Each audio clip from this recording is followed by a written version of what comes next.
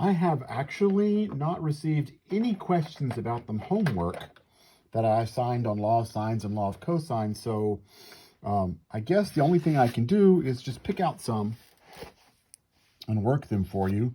I'm not going to do them all, and I hope I get to the one you have questions on, but they're all very similar. So the first ones are on the law of sines. These are on page, I believe 904, 90 something. And so the first one gives us that alpha is 13 degrees,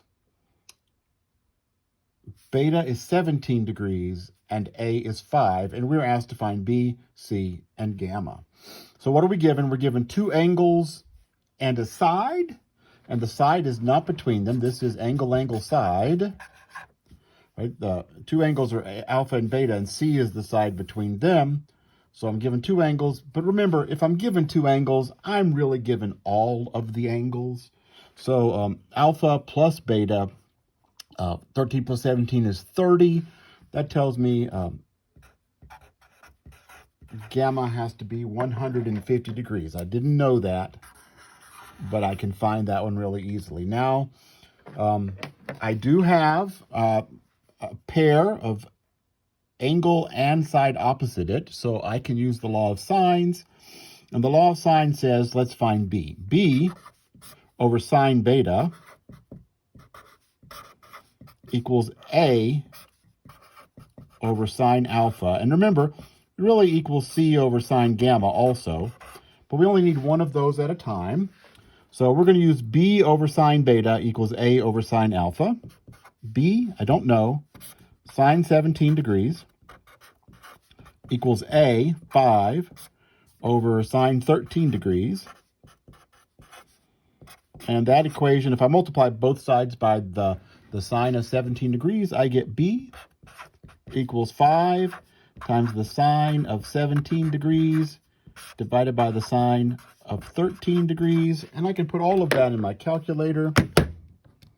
Let's see. I am in degree mode. And mode. Quit. Okay, I need 5 sine 17 divided by sine 13. That gives me that rounds to about 6.5. So B is approximately 6.5. And then I can repeat the same thing with C and gamma. C over the sine of 150 equals 5 over the sine of 13. Leading me to C is, if I multiply by sine 150, 5 sine 150 divided by sine 13. I'm going to do that on my calculator.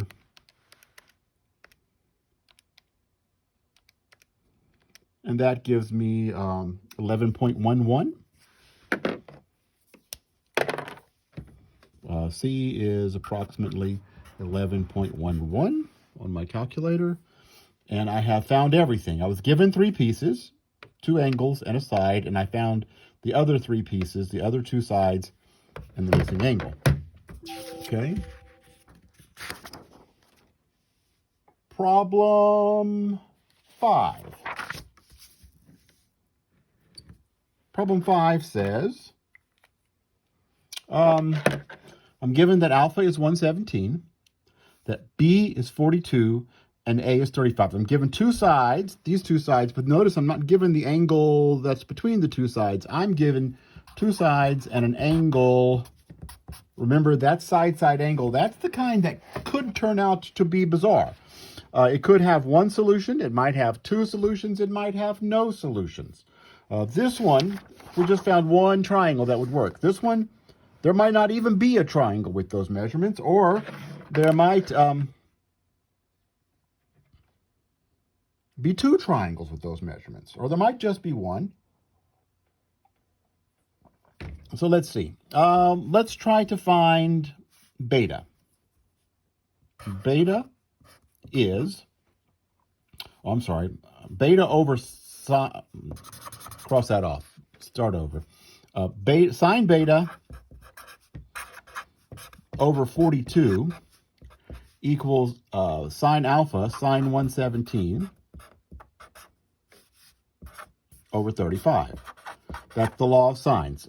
Sine beta over b is sine alpha over a. Remember, we can use this law of sines upside down if it helps us. Sine beta over b is sine alpha over a, sine gamma over c. If those three numbers are the same and you flip them all, you still have the same number.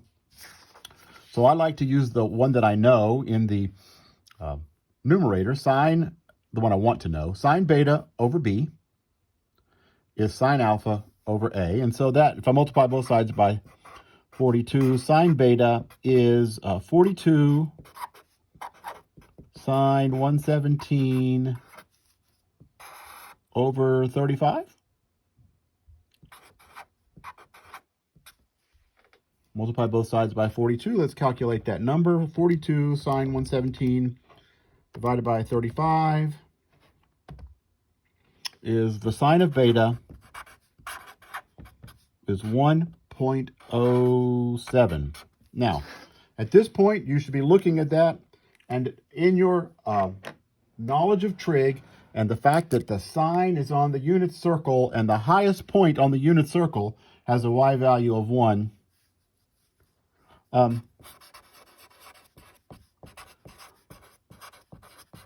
there's no such beta, right? No beta has a sine that's bigger than 1. Or if you forgot that, then you could just keep going. You could say, well, if the sine of beta is 1.07, then beta would have to be the inverse sine of 1.07. And you put that in your calculator.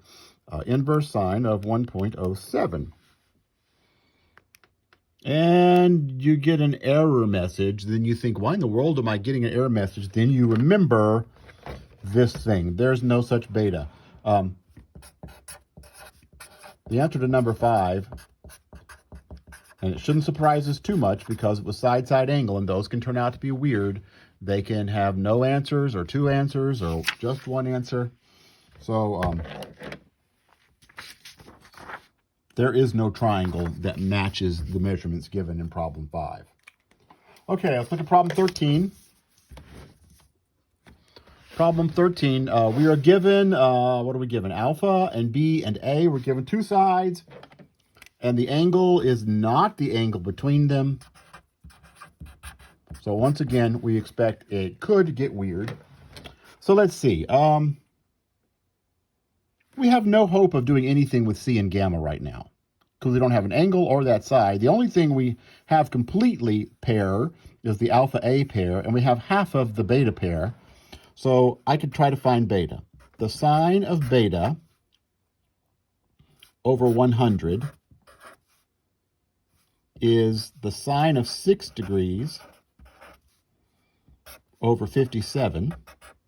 Sine of beta over 100 is sine 6 over 57, which leads me to sine beta is 100 times the sine of 6. I'm multiplying both sides by 100. It'll cancel on that side and just get multiplied on this side. Sine of beta is, let's see,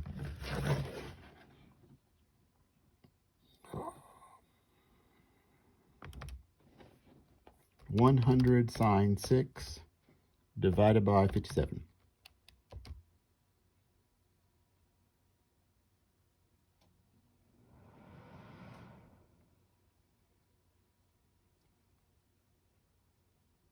What is that? That is about 0.183.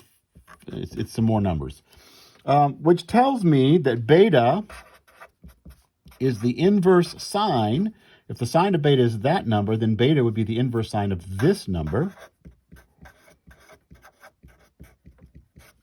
And it's in my calculator already, so I could just say inverse sine. Where is it?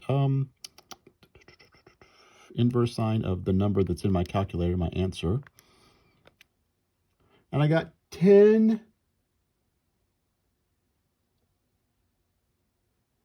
0.56 degrees. 10.57, let's say.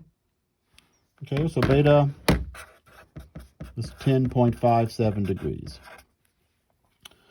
Okay, now here's the problem with this. Let me get another sheet of paper and draw this triangle.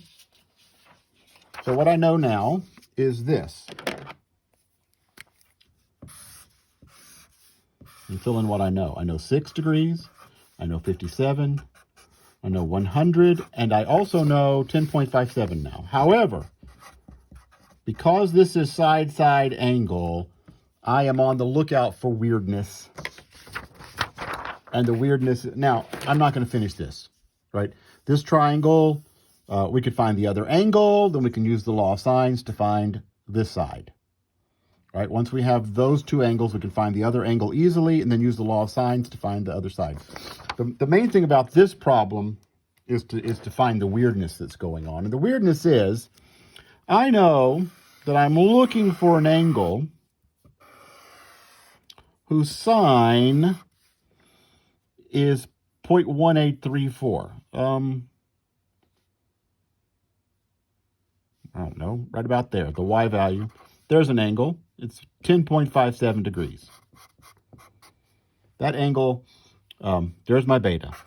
Its sine was 0.1834, and it turned out to be 10.57 degrees. But notice, there is another place on the unit circle that has the same y value. It's over here.